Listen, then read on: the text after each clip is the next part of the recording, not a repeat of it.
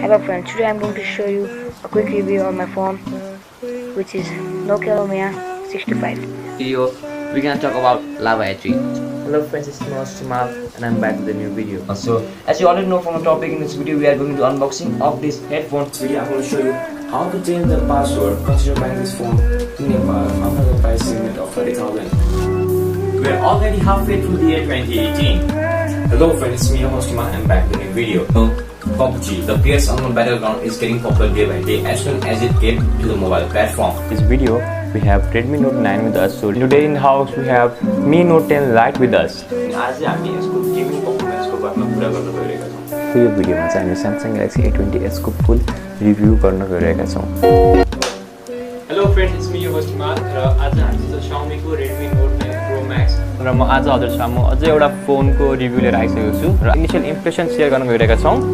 So यो चाहिँ नेपालमा Realme 7 को फर्स्ट अनबक्सिङ भिडियो हुनेछ। आजको यो भिडियो चाहिँ हामी 4 वटा भिडियोको सिरिज स्टार्ट गर्न गइरहेका छौं। आज हामीसँग चाहिँ Redmi को इयरबड छ। Hello friends, it's me 𝘂𝗵cie back with yet another new video र आज चाहिँ हामीसँग छ Redmi 9 Note 20 Ultra। हजुर यो चाहिँ Samsung एकदम टप लेभल फ्ल्यागशिप स्मार्टफोन हो र आज चाहिँ हामी कुरा गर्छौं Samsung को A01 को बारेमा। वाच को दुईटा नयाँ वाचहरु आएको छ। आज चाहिँ हामीसँग छ 𝘂𝗵cie को Redmi Note 9s र आज हामीसँग छ Poco को न्यूली लन्च भएको device Poco X3। Hello and नमस्ते everyone, we are back with yet another video. आजको भिडियो चाहिँ एकदम इन्ट्रेस्टिङ होला है। आज चाहिँ हामीसँग आएको छ 𝘂𝗵cie को Mi TV Box 4K।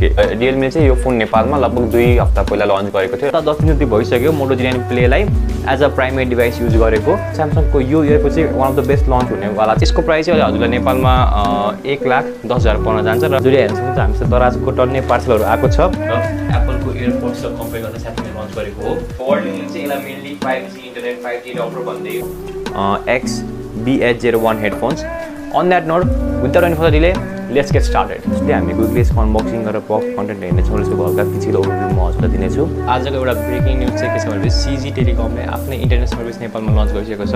And today we are going talk about earning online. Mostly हामी चाहिँ नेपालमा अवेलेबल बेस्ट गेमिङ स्मार्टफोन कुन चाहिँ होला भन्ने कुरा गर्नेछौँ र आजको भिडियोको टपिक रहेको छ best smartphone under 50,000 in Nepal. 𝘂𝗵cie यो फोनलाई आफ्नो फेसबुक पेजमा टिज गरिसकेको छ। Windows 11 चाहिँ अहिले नै लिक भइसकेको छ। इन्डियामा अलि दिन पहिला लन्च भएको थियो र इम्पोर्ट गर्न अलि गाह्रो भएको भएर लाइक स्मार्टफोन्सहरु सर्टेज पनि भइरहेको छ।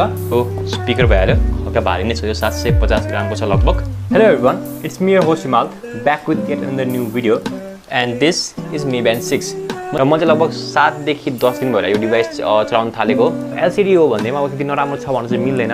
Mi Band basically stands for Virtual Private Network Lavalier Microphone। Galaxy S22 Ultra को बारेमा कुरा गर्नेछौँ। कस्तो हुन्छ macOS अझसम्म चलाएको छैन हैन। So I will share all that journey with you all. Hello friend, it's me 𝘂𝗵cie back with yet another new video. यो आज हामीसँग छ Amazon को Echo Show 5। So this was the first thing I purchase after coming to US। हामीसँग छ iPad Pro। After all the wait, today we are finally getting the iPhone. Delivery को मान्छे बाहिर उभिरहेछ। So within further delay, let's get started.